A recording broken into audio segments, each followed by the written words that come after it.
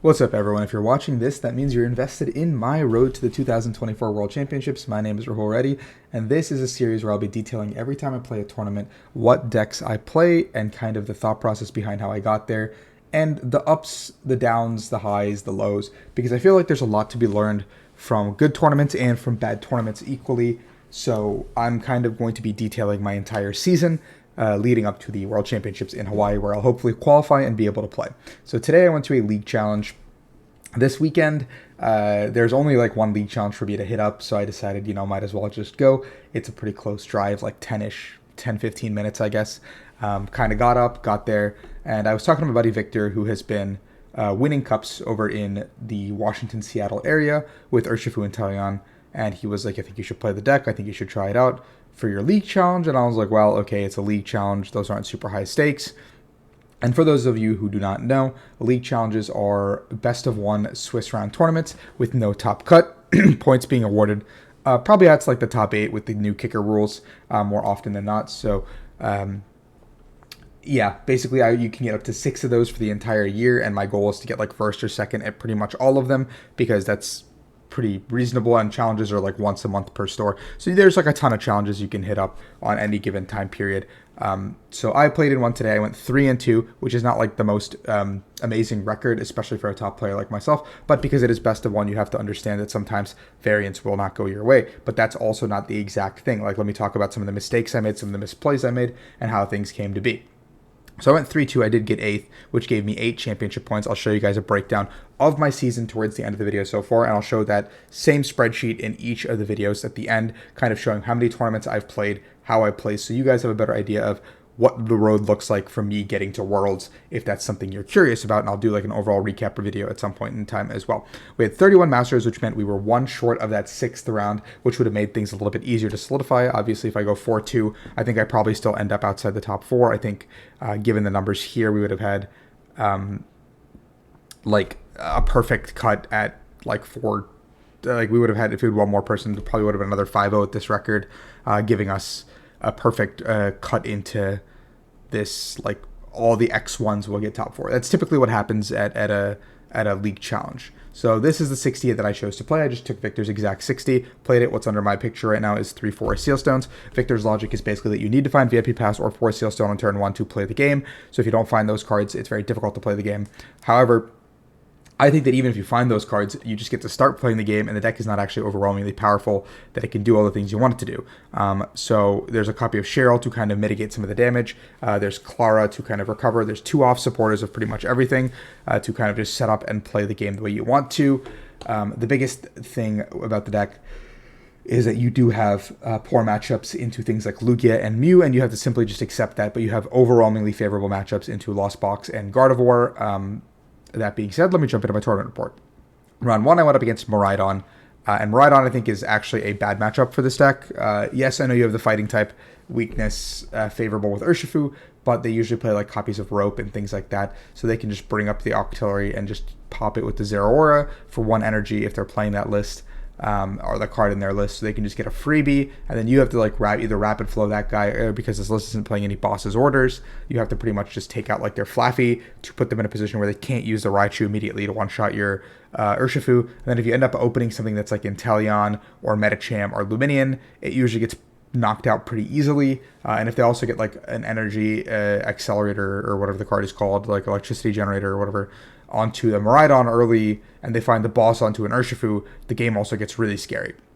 So I think Miraidon is actually like one of the scarier matchups, surprisingly. I open Inteleon, and I go ahead and grab I Sealstone for VIP Pass going first, get an Urshifu and a Remoraid, and I pass. My opponent gets the generator onto the Raikou, attaches to the active Raikou, retreats, and one-shots my Inteleon. I then don't actually have the rapid energy to attack here, so I have to attach active, retreat Melanie, and make like a little bit of a weird play where I retreat into Medicham, and I pass for the turn, knowing that he needs to basically set up either going with Raichu here or Miraidon here, and both those pieces were not set up or in a position to be set up. So he then goes for the boss on the Octillery, which then I follow up with an Iono. Iono plus Rapid Flow, plus getting another Octillery or Remoraid down onto my bench. And I think I got another Urshifu onto my bench as well, like the baby Urshifu. And I Rapid Flowed the Mareep, or the Flaffy, sorry, and the active. And then he comes up and hits, and he's starting to power up the Raichu. I go ahead and just Cheryl, evolve into the Octillery, and get the Stadium. I already had another Rapid in hand, so I go Stadium, retreat, and then just hit for 120. And then at this point, the game is pretty much sealed because he doesn't have the pieces to get the Raichu up and running. There's only one Flaffy potentially in play. I think 2 generators are gone, so I actually end up sticking the Iono and winning the game. However, it does feel a little bit like bad because I feel like I could have lost that game pretty easily if one of the generators actually hit like a double energy towards the mid or end of the game. So I'm 1-0, and then I go up against Charizard Arceus. No Pidgeot, just Bibarel. And so this game kind of just immediately falls into my favor. I get to go first. I get to set up pretty perfectly. My opponent goes double Charmander, Arceus on the bench, attach, pass, like with Bidoof as well. So then I just go Rapid Flow, take out both Charmanders on my second turn. He comes up with the Arceus. He Starbirths, grabbing basically more pieces, but no DTE, which means some of these lists are not playing DTE, so he just didn't have that, I guess, or he prized it, or just didn't choose to grab it. And then I go ahead and basically take a reset turn to just like set up behind my board.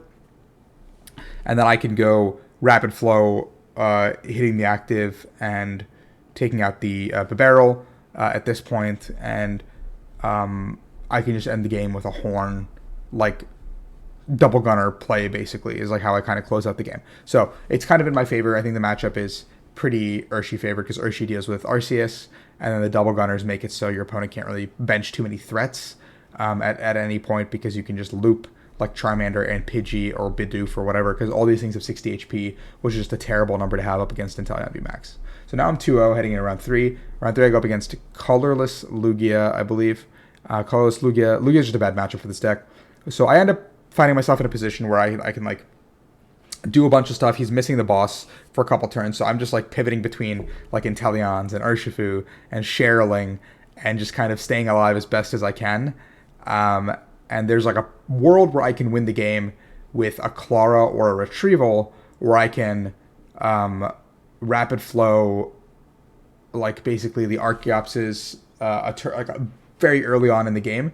But I pitched like 3 or 4 waters super early, so that made that play completely impossible because I realized I prized both the Retrieval and the Clara. So I had to kind of play for like a pivot strategy where I had to take out the first Lugia with like a bunch of like effort, and I had to hope I pulled one of these 2 guys, so then I could flow the bench, and then I could try to like either flow again, taking out the Snorlax and Serena on the bench, or target the Serena earlier and leave one of the Archeopses up, giving me damage to move around a little bit, and the Lugias are less resilient. But I didn't pull Clara or Retrieval in my first 2 prizes, so the game basically came down to the end of the game, where I'm able to basically get about 1 attack away from winning. But if he had just like retreated the Lugia into like Snorlax in that position, I also just can't win because I don't play boss. So I think the game was pretty unwinnable from my position, actually, when I just couldn't flow the Serena. So I'm 2-1, no harm, no foul. And then I go up against Miraidon once again. My opponent gets a pretty blistering start, gets to turn 2, or turn 1 going second, Raikou knockout into with a rope, so I lose my Remoraid, and then I end up still establishing an Octillery because I had 2. I set up my board, I get to play, and then he has the boss on the following turn to take out my Octillery again, and my setup is not strong enough to kind of play off that. I get the Rapid Flow off the next turn, and then I take out the Flaffy, or the Mareep and a Raikou, so I'm still down to 3, and then there's like a couple of plays that happen, and I'm in a position where I can like retreat like one of my Urshifus into the other Urshifu if I find the Rapid Energy off of research, and take 2 prizes, and then I have to hope my opponent doesn't find Rope or Boss to bring up my damaged Urshifu and win the game. And I end up whiffing, so the game is just pretty much over anyway. Yeah, that kind of sucked because I can't even remove the energies at that point. He's got like 6 on board. He attacked with Miraidon, I think, so he has like 6 on board, and he can just retreat into Raichu, and I lose the game. So I end up going to 2-2. Miraidon is a very scary matchup for this deck, I think. And then round 5, I go up against Gardevoir, and he has a pretty slow start with just double Ralts pass. I end up setting up my board. He goes evolve into Curlia. Curlia gets Manaphy down, retreats into something, and just like I think Green Ninja and passes. I go into Inteleon VMAX, and I just pop it, and then he establishes another Ralts, goes into Shining Arcana, and 150s me with a reversal, and then I basically end up looping the Manaphy. And then I have like Rapid Flow with Melanie in hand because I saved like my Seal Stone. I had like a pretty big hand from just like an early game research. Then I'm able to just keep establishing with Octillery. Like I'm able to pull pieces because he wasn't able to Cresselia my Remoraid, which I think would have really put me in a bad spot. But I'm able to do all that, and then he just concedes as soon as I loop the Manaphy because he knows basically what's coming. And I get to 3-2. So pretty cool deck. Not too much about it. I don't think it's a deck that I would bring to a regionals anytime soon. I think it is very strong, however, still, but it's just not my cup of tea right now. I think it's got some work to do before it proves itself. But another Inteleon experiment, another, I guess, championship points earned technically, so it's not a failure. But it doesn't feel good to go 3-2 with games that were kind of out of my control. It is best of 1. And then here is my spreadsheet right now for the season.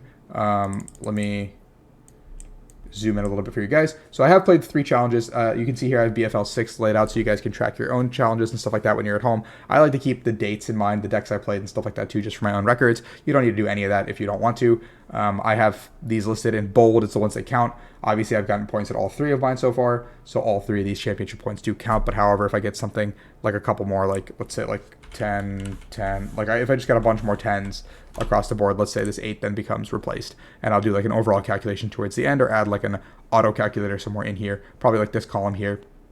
For each of these stuff, I'll have like a regionals column, an internationals column, just keep my own records so I kind of know how much effort and like stuff I've put into this season, and how like my performances have been faring so far. Maybe I should make a tab for like record, so like not just placement, but like overall wins, losses across the season, which I might do like right now, honestly.